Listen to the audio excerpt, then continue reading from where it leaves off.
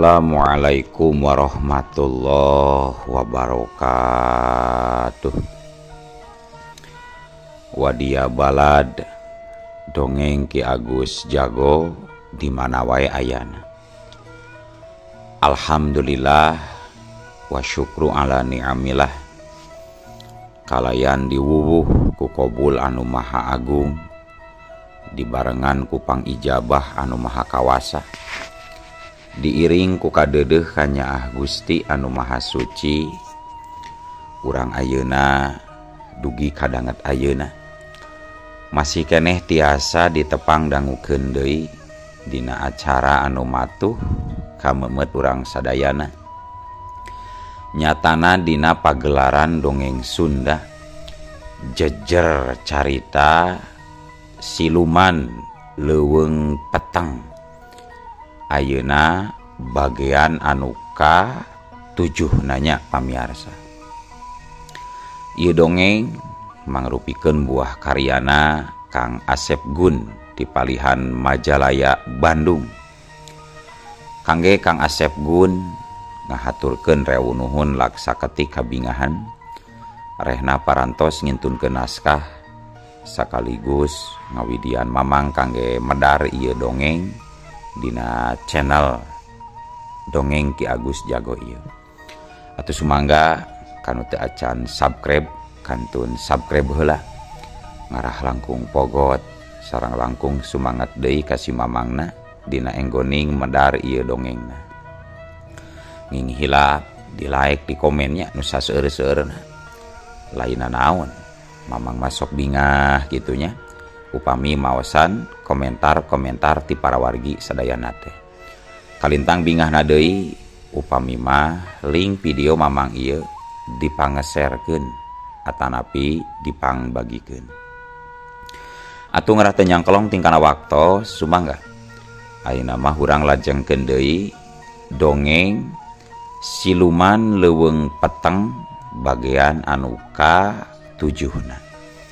Kumaha salajengna sor cikopina betot simutna pagan heula tali kolorna bisi morosot merezel morozol uzel uzelan di tengah zalan tumpak dung dung tes.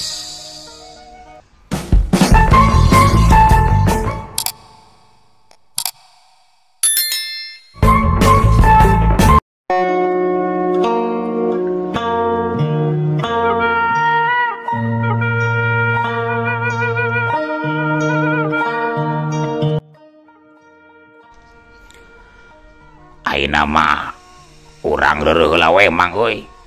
Tuh di ditu tuh handapeun tangkal bintinu mang euy. Ceuk Mad Tasim salaku jalma kapercayaan Haji Mahmud.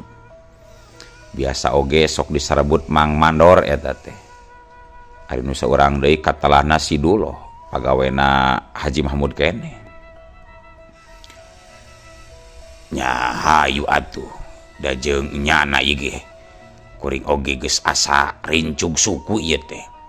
Balas ku lelempangan wae. Hayu atuh urang reureuh heula.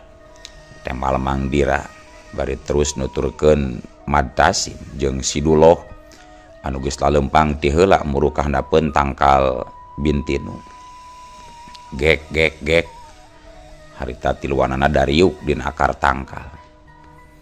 Mang Dira nyuplak duduk ku samakna. Terus dipake ngageberan awakna anu karasa hareudang tur bayeung ya. Cik gerak kaluar ke dompet bakona Duloh euy. Anu dewek geus beak euy sok menta nu maneh. Ceuk Mad Tasim ngareret ka Siduloh anu keur diuk bari nangunjarkeun sukuna. Padahal tadi basa di kota teh mun meuli dahareun heula atawa inumun Kang euy. Meureun ayeuna moal perih beuteung jeung tuhureun kieu. Ceuk Siduloh bari neundeun dompet bako jeung daun kawungna kana luhureun akar. Lah si laing mah nya ti mana duitna barang beuli teh dulu. Aparan urang tiluan teh teu marawa duit indi ti imah ti kamari mula keneh oge. Ceuk Mang Mandor alias Mad Tasim rada molotot ka Siduloh. Da kitu adatna Mad Tasim. mun ngomong teh teu boleh sentak sengor ka sasaha oge. Jabat teu bisa lemes deui, teu gue nyaritana teh, dasar si heuras genggerong. Teu boleh duak dewek jeung suluang silaing, kabiasaanana teh. Ngan ari ka Mang Dira mah manehna teu wanian kitu, sopan ngomongna teh. Kawantu manehna nyahueun, Mang Dira mah lain jalma sabongkrong. Make jeung nyebutkeun teu boga duit sagala tuh Mang Mandor. Ari eta anu dina rajut ladang ngajual bako lain duit kitu. Cek si Dolo. Belagug si Leng mah Dolo. Heueuh dewek oge apal ieu teh duit deuleu. Tapi duit batur apanan ieu teh setekehet ah. Eueuh pikeun dewek mah nyoceng najan saperak oge. Lalawora teuing si laing mah. Kepercayaan bro, kepercayaan. Walon Mang Mandor alias Mad Dasim kalah beuki morongos. Nya bener pisan kitu Mang Mandor. Eta mah duit titipan tinu meuli bako keur anu ngajual bako nyatana Pak Haji. Jadi urang mah teu boga hak pikeun nyoceng saeutik oge. Wayahna we engke ngadaguan diburuhan ku nu bogana. Keun dasa kedeung deui oge nepi ka lembur urang teh yeuh. Moal kungsi sajam-sajam acan ieu teh nepi geura. Ceuk Mang Dira milu mairan menerkeun caritaan Mad Dasim. Atuh ari geus dikitukeun mah si Duluh oge teu nyarita deui ngan bati dina jero hatena we anu kukulutus ka Mad Dasim. Atuh cep we. Tiluanana jarempe teh nu nyarita deui.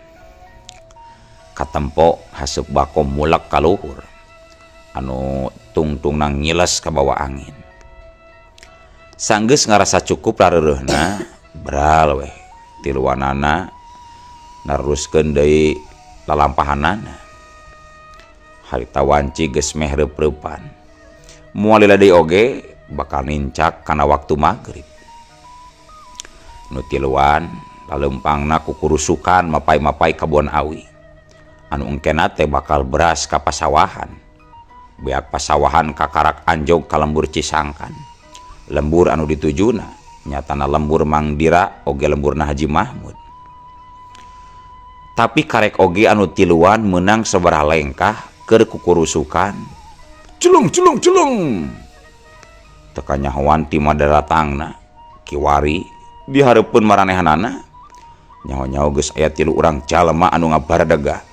Jika nu ngahaja ngahalangan jang jalaneun anu rek diliwatan ku Mang Dira sapara kanca. Eta anu tilu urang pangawakanana beda-beda. Nu pang tengahna dadeganana jangkung langkoyang begang. Anu saurang deui belah katuhu pendek busekel jabasirana botak bolenang heran. Sedengkeun anu belah kiwa belah kenca pangawakanana teh rada bongkok. Tapi sok sanajan eta jalma bongkok kacerina cangker naker. Malah jigana bisa disebutkeun gegedugna eta nu bongkok teh. Pok anu bongkok nyarita dibarung jeung nyentak kanu tiluan, sorana semu peura jeung berat. Si laing duaan urang mana? Geus ti marana. Wayaki kukurusukan di kebun awi deuleu. Ari eta naon dina rajut deui? Duit lain deui. Cenah ceuk si bongkok bari nunjuk kana rajut wadah duit anu keur dijingjing ku Mad Dasim. Majarkeun teh duaan cenah ceuk si bongkok teh. Teka tenjeueun beureun saurang deui mah. Pada si Duluh nangtungna di pangtukangna lantaran ngarasa soak ku nu margat nyumput kana tonggongeun Mang Dira. Atuh pohara si Duluh nepi ka ngayak-yak. Nangtungna nyirig kana bujur Mang Dira. Tapi lain deui pikeun Mad Dasim alias Mang Mandor. Bubuhan manehna mah bisa disebutkeun boga ilmu main pok saeutik-eutik mah.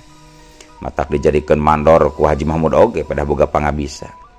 Jaba wawanena kawilang leber gede teu gampang sieun kitu wae ku batur. Srog. Mang Mandor maju ka hareup, pok nyarita bari mencrong ka si bongkok. urusan urang mana jeung rek ka mana eta lain urusan si laing delekok naon hakna si laing tumanya jiga kitu ka dewek jiga wartawan wae sia ieu nu keur diceklan ku dewek bisi si laing hayang nyaho mah ieu teh duit kabehna leuwih ti 100.000 deuleu sok mun geus dibejakeun ku dewek rek naon ni laing kok cek si Matasim teuneng ludeung naker seutik oge teu ngarasa sieun atawa gimir kabeneran sia kabeneran pisan ari kitu mah jurig puguh geus hampir saminggu dewek jeung balad-balad dewek teu nyeklan duit ayeuna aya nu hideng sorangan nganteuran ka dewek pucuk dicinta ulam pun tiba atuh ieu mah pibasaeunana teh mangkaning loba 100.000 sirod euy 100.000 sirod euy waduh cek si bongkok ujug-ujug ngabrakatak seuri si bongkok teh bangun anu atoh naker ngadenge Mang Mandor nyebutkeun dina rajut eusina 100.000 leuwih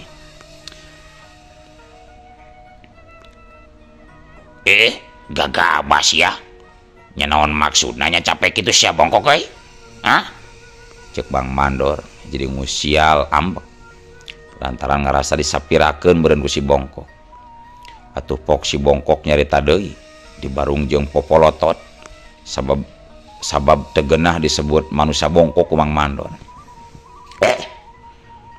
camplak sia kadewek wani nyebut manusia bongkok sagala jurig ye kieu oge loba nu kaedanan ku dewek mah sia randa mana randa nu ti mana pada barogoheun ka dewek mah deuleu Jumri coba euy pangwarakeun ieu manusia kurang ajar teh meh nyaweun sari dewek nu sabenerna sok Jumri maju cek si bongkok marentah ka anak buahna anu disebut Jumri teu kudu ngadua kalian marentah sarog si Jumri maju ka hareup terus pasang kuda-kuda panonna mureleng ka Mang Mandor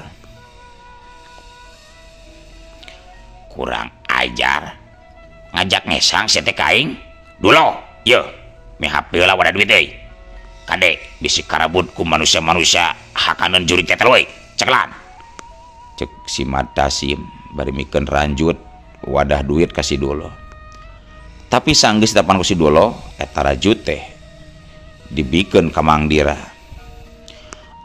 cepeng ku mang cepeng kuring masieun katempuan euy bisi karabut ku jalma-jalma jahat mang cek Mang Dulo atuh ku Mang Dira gancang di tampanan terus disesepkeun kana jereweun bajuna harita Mang Mandor jeung si Jumri geus adu hareupan rek ijen ngadu jajaten hiu belesur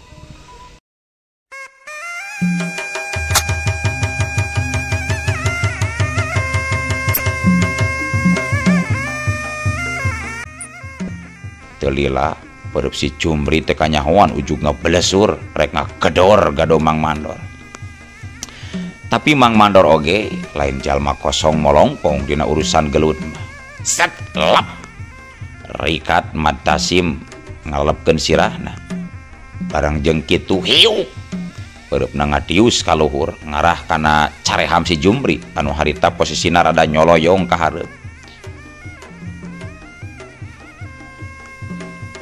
siut cobrot celebet alah temes deui pereup Mang Mandor keuna pisan kana gado jeung hulu angan si Jumri setan sia si Jumri nepi ka ngajarig jeung ka tukang bari nungkup beungeut ku dua leungeunna Mang Mandor teu micen kasempetan harita keneh manehna nyusul tepus ku tajongan jeung teunggelanana hiuk siuk beuk aduh si Jumri kontan ngakoak deui wae sabab dada jeung sirena peunang kahancap ku teunggelan sarta tajongan Mang Mandor gobrak we awak si Jumri teh ngagubrak terus gegerungan bangun anu ripunaker mireungeuh anak buahna anu ngan ukur sageprakan bari jeung langsung rubuh jiga kitu si bongkok nepi ka molotot beungeutna ecei beureum huntuna kakerot nahan kaampek tapi kalah kapok marentah ka baladna nu saurang deui nyatana si Sirod lain manehna sorangan nu maju kabecus pisan si Majumri. Piraku karek sakit tujug langsung namru sia ngerakeun juring Sirod. Maju seling Sirod. Piraku teu mampu modaran manusia kitu patut maju Sirod. Cek si Bongkok meninganggap enteng pisan nyaritana teh. Sawatara eta Mang Dira mah acan pipilueun. Sabab manehna ngarasa percaya ka Mang Mad Tasim. Cek pikirna engke lamun Mang Mandor bener-bener kadese kakarak manehna bakal asup ka pakalangan pikeun ngayonan si Bongkok jeung kadua baladna. Srog si Sirod maju ka hareup geus teu kagok seret manehna langsung ngalugas bedogna kalawan teu loba nyarita deui serepet eta bedog teh dihembatkeun ngarah kana paleba beuheung Mang Mandor. Atuh puguh we Mang Mandor ngarasa ruas sabab lawana jiga nu hayang nyelakakeun ka dirina. Tapi sanajan kitu Mad Tasim teu geumpeur, rikat manehna ngalegotkeun badana ka gigir siet plos. Bedog ngeplos ngahakan angin. Awak si Sirod jadi nyoloyong ka tukangeun Mang Mandor. Mang Mandor rikat malik bre katempo tonggong si Sirod anu keur doyong teu anta parah deui ngan hiung cabrot. Tonggong si Sirod ditajong satakerna atuh gue eukeur mah eukeur kuda-kudana geus teu ajeg katambah tonggongna ditajong satarikna sarua wae jeung disuntrungkeun. Kajadianana awak si Sirod langsung kedebut disusud beungeutna numbruk kana tunggul haur. Ai jual ieu meuni eueuh anu saulueun hudang cete Sirod. Hayu hudang. Piraku karek sakit tujug namruk sok lawan deui Sirod. Cek si Bongkok ngagorowok. Bari molotot ka si Sirod anu harita maksakeun nguniang hudang tina tisusudna. Begeutna karasa nyeri tur peurih. Rek teu peurih kumaha nyasatna nyium tunggul haur sahabekna. Untung sakitu oge henteu terus ngajahjer. Bubuhan saeutikna manehna mibanda ilmu jeung kakuatan anu lumayan teuas. Kurang ajar dicacak sia ku aing. Rasakeun ieu bedog aing haram jadah. Hiat. Cek si Sirod bari langsung ngahembatkeun deui bedogna ka Mang Mandor. Mang Mandor anu geus taki-taki ti saanggalna. Rikat manehna ngajaulkeun badana ka luhur. Juralit jeleng cenegedeg. Jadi Mang Mandor nyaho-nyaho geus aya di satukangeun si Sirod. Tapi si Sirod oge ngan sakicep geus malikeun deui awakna ka tukang. Barang jeung ngahembatkeun deui bedogna ngarah kana sirah Mang Mandor. Nya puguh we Mang Mandor teh nepi ka ngalenyap. Teu nyangka seutik oge lamun musuhna langsung malik bari ngahembatkeun deui pakarangna. Setlep Mang Mandor ngalepkeun sirahna. Tapi bedog si Sirod jiga nu aya mataan. Terus nyuruntul rek narok sirahna. Mang Mandor jadi ngalenyap ngereungeuh bedog lawan anu nyuruntul terus luhureun babatokna. Eueuh dicara gorentel Mang Mandor ngagorentelkeun awakna. Barang mahena geus jauh ti tempat nu tadi kuniang Mang Mandor hudang deui. Maksudna mah rek nangtung.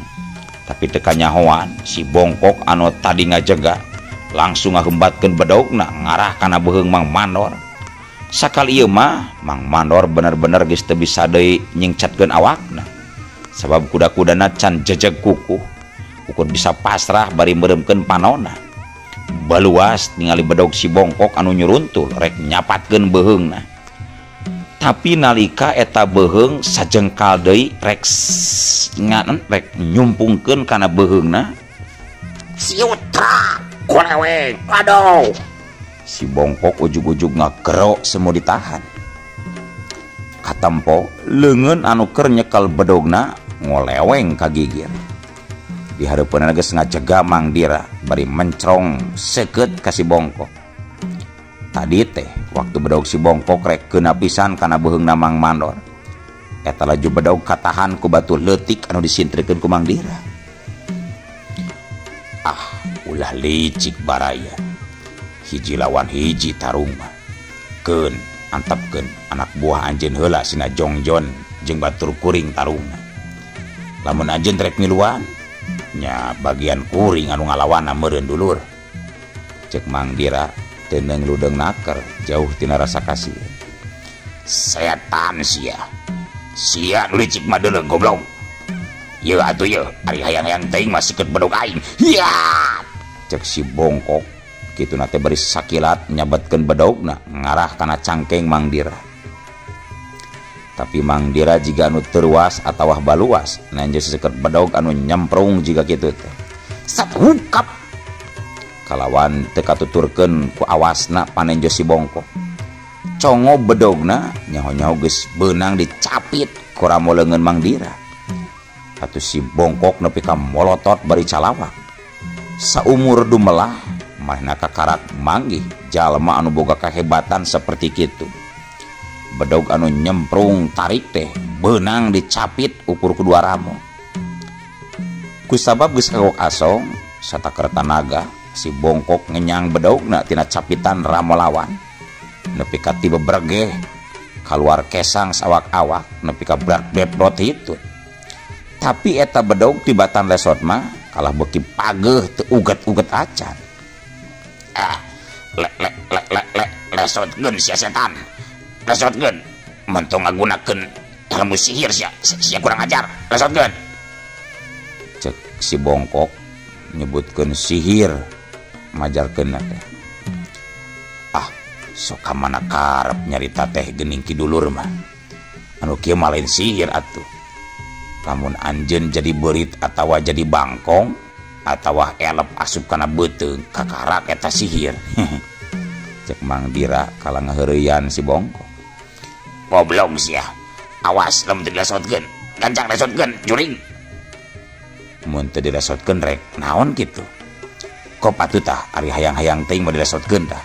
Barang jeung nyarita kitu sawat capitan ramo Mang Dira dilepaskeun atuh puguh we sarua jeung disuntrungkeun awak si bongkok teh.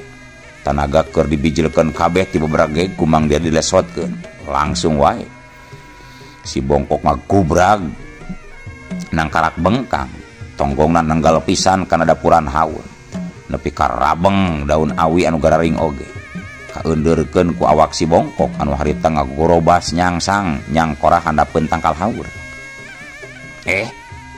Nah ari dilesotkeun kalah tataekan kana tangkal haur kitu geuning. Rek naon? Rek kalah manuk lain. Ceuk Mang Dira ngoconan. Gadeng juring dipodaran sia ku dewe. Bisa kacaturkeun deui kumaha nafsuna si bongkok dina waktu harita. Kalawan geus teu ngarasakeun kanyeri dina bujur jeung tonggongna urut diteundeut sahabakna tadi. Si bongkok gentak ngakurinjal hudang. Sabrut. Harita keneh gancang nyebrut. Bari najongkeun sukuna. Bari teu pohok bedogna disabatkeun deui ngarah kan awak Mang Dira. Tapi Mang Dira geus teu hayangeun mereka sempetan kalawana. Cebaning harita wanci geus maju ka peuting. Mang Dira yang sagancangna ngabereskeun lawan jeung ngarah gancang bisa balik ka lembur. Sameme sabetan bedog jeung tajongan lawan nepi kana sasaran. Mang Dira gentak ngalegotkeun awakna ka gigir.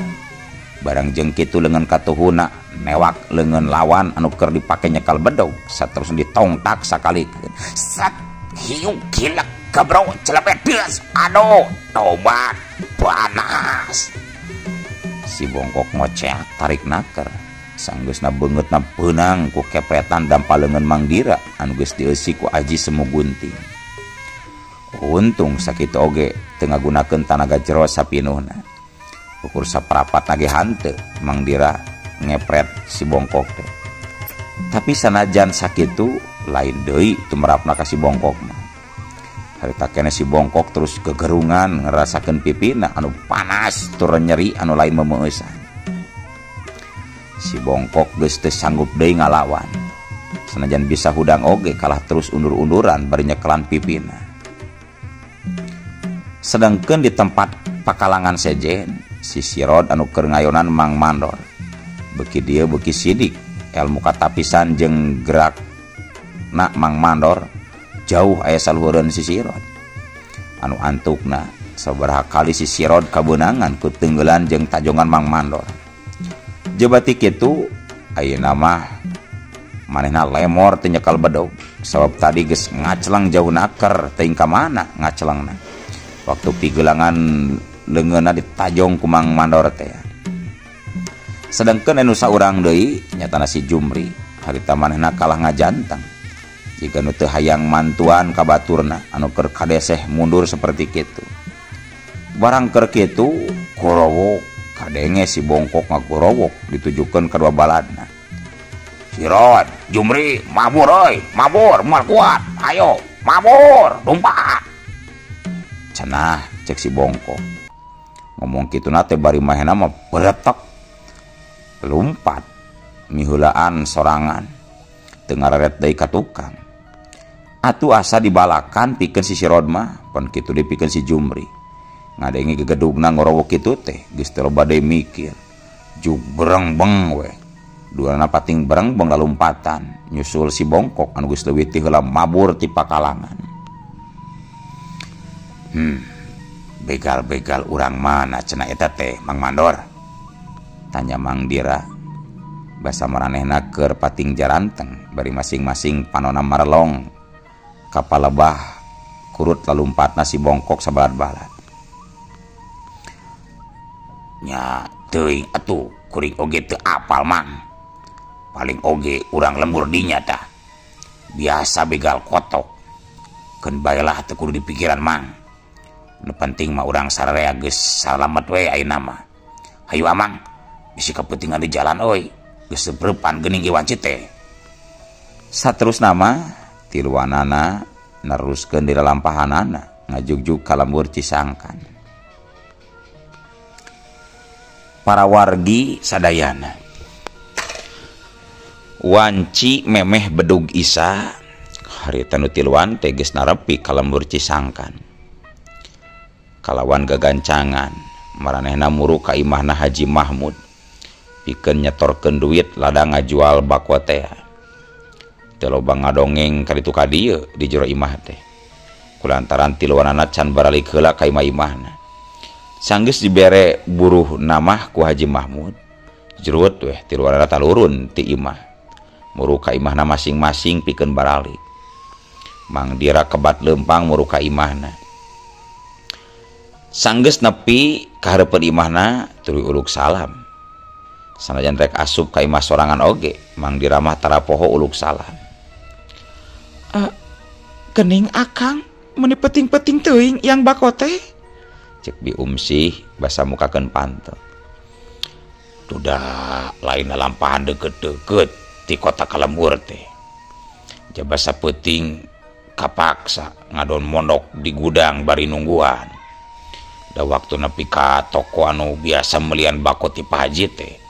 Bosna keur teu nyampak. Keur kaluar kota heula cenah. Cek Mang Dira nerangkeun ka Bi Umsi. Tadi caritakeun ngeunaan kajadian basa dipegat ku begal teh mah. Da asa eueuh gunana deui dibejakeunna oge. Ngadon katambah-tambah hariwang pikeun Bi Umsi. Nyakeun bae atuh ari kitu mah. Anu penting mah ayeuna geus nepi ka imah kalawan salamet Kang. Rek langsung tuang atau rek kacai heula Kang? Tanya Bi Umsi. Bari gek diuk gigireun salakina anu ngajemprak dina samak. Kelaana lah cara pekena ieu nya. Ieu tah pamuruhanana. Lumayan kapake meureun 3 poeun mah keur meuli beas jeung kabutuhan sejena. Cek Mang Dira bari ngadon ngodok saku kampretna terus mikeun duit lambaran ratusan perak aya kan 8 lambarna. Waduh, mani gede geuningan buruhna teh bapana. Ieu mah mahi keur samingguan magra. Cek Bi Umsi bari nampanan duit. Rada ngaleper leungeunna teh sabab jarang nyekel duit anu lobana 800 perak teh. Terus ada duit teh disesepkeun kana belahan kutangna. Ieu coba ka dieu pangmawakeun cayeun teh haneut. bari sakalian pangmelikeun bakonya ka warung Mbah Omo. Kaluman teu boga bako ti kamari keneh ieu. Teu leleda leos weh bium sih ngaleos ka dapur. Teu lila oge geus ngurunyung deui bari mawa cai enteh haneut kana bekom. Sok we disimpen hareupeun salakina. Ke, daguan sakedeung atunya. Kami rek ka warung heula. Sakalian rek meuli dengan sangu jeung anu amis we nya. Cenah ceuk bium sih bari malong ka Mang Dira. Nya bebas lah njung, bisi kaburu nutup manten warungna. Bium sih atuh gura giru indit ka warung rek balanja kabutuhan anu tadi disebutkeun. Salosna bium sih kaluar, kurunyung anakna ngurunyung datang. Geus uwih Pak, menilami geuning yang bako ka kota teh nepi kadua dinten 2 wengi. Ceuk Jang Wira bari melong kana beungeut bapana. Da jauh atuh ka kota teh Sujang, ari leumpang mah. Ari maneh tas si mana meuni karek jebul datang geuning Sujang. Tah ti dinya ti taeun si Dirja Pak. Tadi asupna make lawang panto dapur. Oh. Pak, kelanya kela naon? Waktosna seep. Olo. Waktosna kabujang seep wadia balad dongeng Ki Agus Jago. Keun atunya ieu dongeng teh urang cekapkeun we heula dugi ka dieu. Insyaallah enjing pageto baris dilajengkeun deui. Atuh ku kitu ku kieuna mamang saja amit mungkur amit mundur ti payuneun para wargi sadayana. Hayu ah. Assalamualaikum warahmatullahi wabarakatuh.